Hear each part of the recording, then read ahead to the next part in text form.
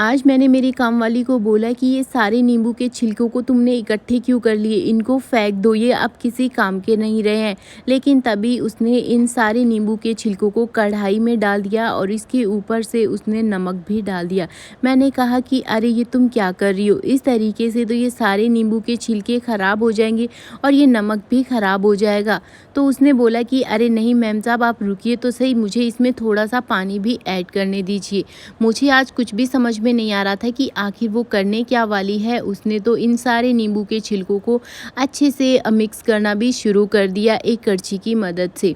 वो बोलती है कि अक्सर हम इन नींबू के छिलकों को बेकार समझकर फेंक देते हैं, लेकिन ये नींबू तो बहुत ही ज़्यादा शक्तिशाली है और इनमें बहुत ज़्यादा ताकत है। तो हम इन नींबू के छिलकों को फेंकने की बजाय एक बहुत ही बढ़िया सी टिप बनाएंगे घर पर, जो काफ़ी लंबे समय तक भी चलेगी। आखिर मेरी काम वाली कौन सी ऐसी टिप बना रही है, ये तो हमें थोड़ी देर में पता चल जाएगा। तब तक आप हमें कमेंट करके बता दीजिए कि आप ये हमारा प्यारा सा जो वीडियो है वो देश के कौन से कोने से देख रहे हैं, ताकि मैं आपका थैंक्स कर सकूं। पिछला थैंक्स जाता है विश्वास जी को कर्नाटक से और पूजा शर्मा जी को जाता है दिल्ली से।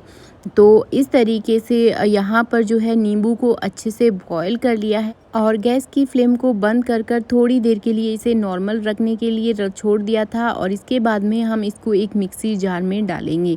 मुझे तो समझ में नहीं आ रहा था कि पहले तो पानी में बॉईल किया गया और फिर एक मिक्सी जार में डाला गया। तो यहाँ पर देखते ही देखते सारे ये जो नींबू के छिलके हैं इनको एक मिक्सी जार में डालकर अच्छे से ग्राइंड कर लिया और इसके बाद में आप देख सकते हैं कि ये कुछ इस तरीके का एक मिश्रण सा, एक पेस्ट सा बनकर तैयार हो गया है। इसके बाद में यहाँ पर हम इसको एक छलनी में डालेंगे और इसको कुछ इस तरीके से अच्छे से इसका जो रस है वो निकाल लेंगे।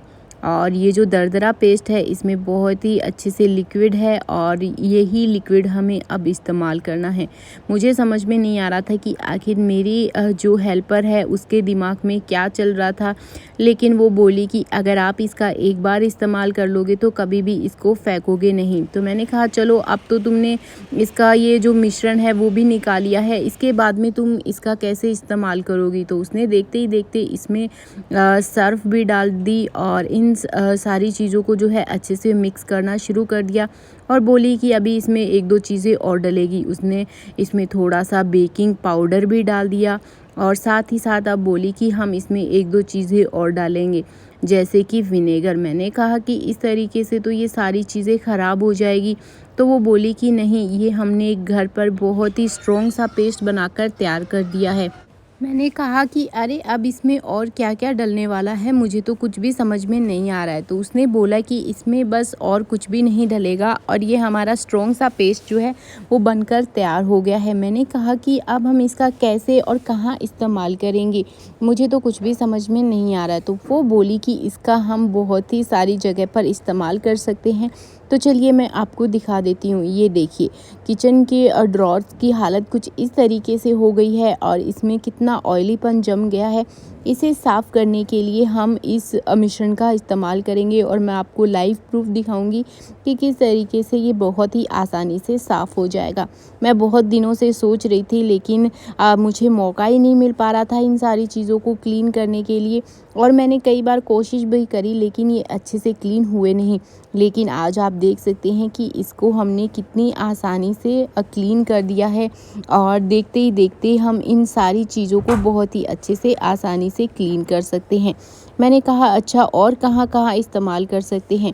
तो उसने बताया कि ये देखो, पतीला कितना ज़्यादा गंदा हो गया है और इस गंदे पतीले को भी हम इस मिश्रण से बहुत ही आसानी से साफ़ कर सकते हैं।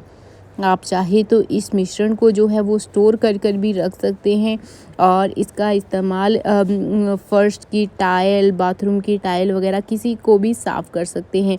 और ये देखिए हमारा ये बर्तन कितने अच्छे से क्लीन हो गया है। तो आप भी नींबू को फेंकने की बजाय इस तरीके से उनका इस्तेमाल कर लीजिए।